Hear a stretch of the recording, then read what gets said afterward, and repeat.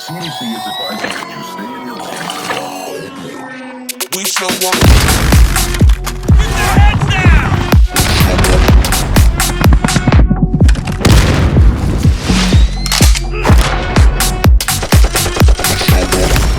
What's going on, everybody? It's your boy Carbon, and today we are talking about Call of Duty Modern Warfare and Warzone, about the update that dropped last night or today, depending on your time zone. And there's a lot of new additions and a lot of changes, so please don't skip around. There's a lot of information in this video. And if you guys are interested in anything Modern Warfare or Warzone news, then please hit that like button and that subscribe button and that notification button so you can stay up to date. But anyways, what is new? What is it? What's new? Well, first of all, we have the new coalition operator, Talon.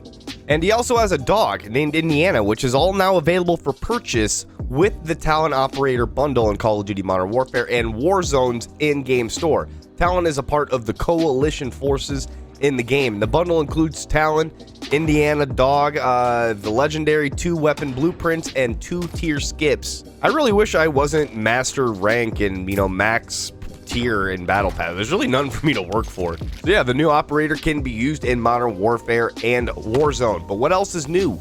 Well, as far as Modern Warfare's multiplayer, the Candor Hideout is a 24/7 playlist now available.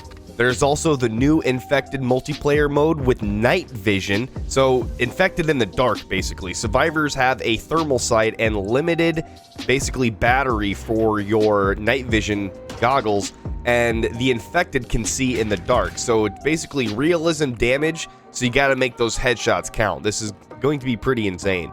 And for Warzone, you have Plunder Blood Money, which is guaranteed cash drops on all kills. And then there's bounty contracts and finishing moves that will pay extra cash. I know Plunder's pretty popular, so, the fact that they're changing it up, but I know I still want to see me some duos and squads, which have been leaked. That's right, duos and quads have been found in the PC files by data miners. And those aren't the only ones that were leaked. There's also Battle Royale High Action, which we already talked about. There's going to be Battle Royale Shoddy Snipers, which basically seems like a shotguns and snipers, which brings me back all the way to H1Z1. That's when I first played that kind of game mode. It was so much fun. And then there's going to be Battle Royale One Shot, where Battle Royale has one-shot headshots and no loadout drops. How crazy is that going to be? Then there's also Realism Battle Royale and Hardcore Battle Royale. Now, we don't know when any of these are going to drop. They've just been found in the files. Now, some new additions to Warzone and changes include new weapons that can be found on the ground and in supply boxes. So these are going to include the 725 shotgun, God help us all, the Mark II carbine, the marksman rifle, the EB-14, which is also the marksman rifle, and the 50 GS, which is the handgun, so basically the Desert Eagle. Now, one of the changes is that players who disconnect during their last stand will now drop their items when leaving the game. Because a lot of people do like to leave during their last stand, whether they just get angry that they're dead or they really just don't want to give that person that knocked them down the kill. There is also a fix for a bug where the animation for the player equipping a gas mask will interrupt and block players from deploying their parachute. Now I wish they could fix it altogether so it's not just constantly going in and out when I don't even think I'm in the gas and it's causing me not to be able to ADS, and very annoying. They also had a tune-up for shotgun damage to prevent a single shotgun blast from downing a fully armored player. Like, what? Like, to me, the shotgun's already a hit or a miss, but just making it more of a miss is kind of bullshit. The fact that you're not going to be able to one-shot blast anybody, I guess that kind of makes sense, though, because of the 725 shotgun. I'm okay with that. But there better still be some one-shot headshots. You know what I'm saying? And they also, get this is a good one, they also added Warzone-specific controller button layouts. They're going to have the bumper ping and the bumper ping flip layouts, which will allow those playing Warzone with a controller to use the ping features more efficiently. So make sure to go check those out to see if they will work for you. Now, as far as the Plunder Mode inside of Warzone, players can no longer stack self-revive kits. So for you Plunder players out there, absolutely destroying the use of these self-revive kits, you can no longer stack them. I couldn't believe you could do that anyway. Like, I had no clue. And also, players that are spectating still get Plunder payouts from contracts, but only at 40% of the value paid to the living players. So if you are dead and you're spectating, you're only going to get 40% of what your teammates are going to get if they are alive. And now to talk about some of the changes in the Battle Royale mode, my favorite mode. Nothing against the Plunder Mode, I just prefer Battle Royale. There was a fix for a rare bug that allowed players to equip 2 Riot shields if they had 2 different camos, but only one would appear on the player. Kind of makes you think every single person you've ran into a Riot shield and they've killed you, you know they could have been cheating using that invisible Riot shield. They also made it easier to see which item is selected while using a buy station to prevent from those accidental purchases. They also have an updated button layout for equipment while using gamepad or controller. There is also a fix for a bug for players who are not receiving a banner on the top right of the screen for allies or enemies initiating kill streaks. Now, another Riot shield fix is they had to fix an issue that would prevent bullets that hit the Riot shield from depleting player armor. Now, for the Recon Drone, there was a little bit of a fix for that one. I personally don't pick it up. I play a lot of solos, and I don't really want to leave my body alone while using a Recon Drone, but I can see why they're effective in trios. But if a player flies the Recon Drone out of bounds, the player will hear the out of bounds countdown timer, but will not see the countdown splash on their screen. This has been fixed. And there were also other fixes for various potential exploits for those players actively seeking to exploit and cheat the game. Honestly, they just need to add a reporting system and just start banning people. Now, they also fixed a bug where some field upgrades were not ending at the end of the pre-match. So basically, you were keeping your field upgrade into the next game. This has been fixed.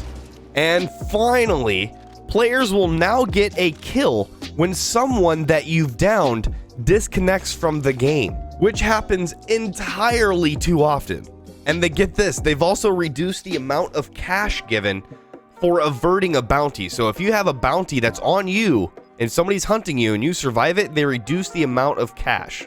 And they also increased the price of loadout drop with the buy station to $8,500, up from $6,000. That's right, it'll now cost you even more to get your loadout drops. And some of you are like me, that's like the first thing I go to purchase when I'm playing solos, but as soon as I die and I'm in the gulag and I win the gulag and it drops me into the air, I instantly just pull my chute and fly around until I see one of the random loadout drops, and I just land on that and get my guns back. And even if I buy the first loadout drop, I usually wait for the second loadout drop so that I can instantly just have 2 of my favorite weapons without using overkill, so that I can still have ghost so people can't see me on UAV and heartbeat sensor, which I recommend everyone to use. Just wanted to throw that little piece of information tip in there. Now, when it comes to weapons, there has been changes across Warzone and across multiplayer. The first one is that they increased the travel time for the crossbow bolts. Kind of hard to say, crossbow bolts. I guess it's not. But they've increased it from 3 seconds to 6 seconds for longer distance shots. So making it even harder to get those kills. Because some people are just too damn good with those crossbows, man. Now, there has also been a fix for that bolt action rechamber will no longer be re-triggered if interrupted after the round has been ejected. This fixes an issue with the redundant bolt action rechamber after weapon switches as well. So isn't that annoying? Sometimes you get that shot and then you chamber, the fucking round flies out of the gun, and then you switch weapons or something, or use equipment or any of that, and then you get back to the sniper and then it has to rechamber. It's so annoying, but it's been fixed apparently. They're also removing inaccurate attachment description for the Solazero NVG enhanced scope.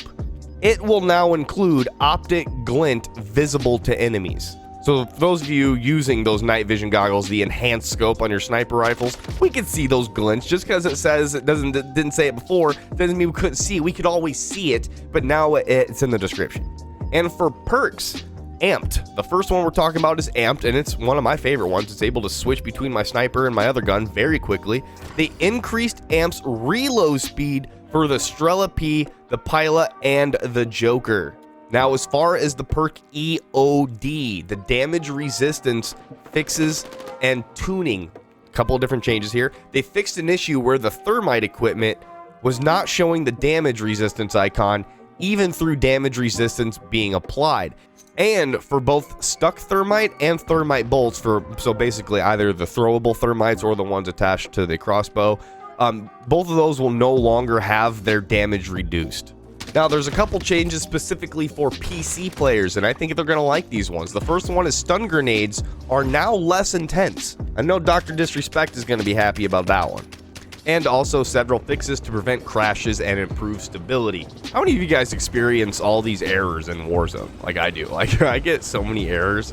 And I'm on PlayStation 4 Pro. I mean, I also have it on PC. I just prefer to keep playing it on PlayStation for now.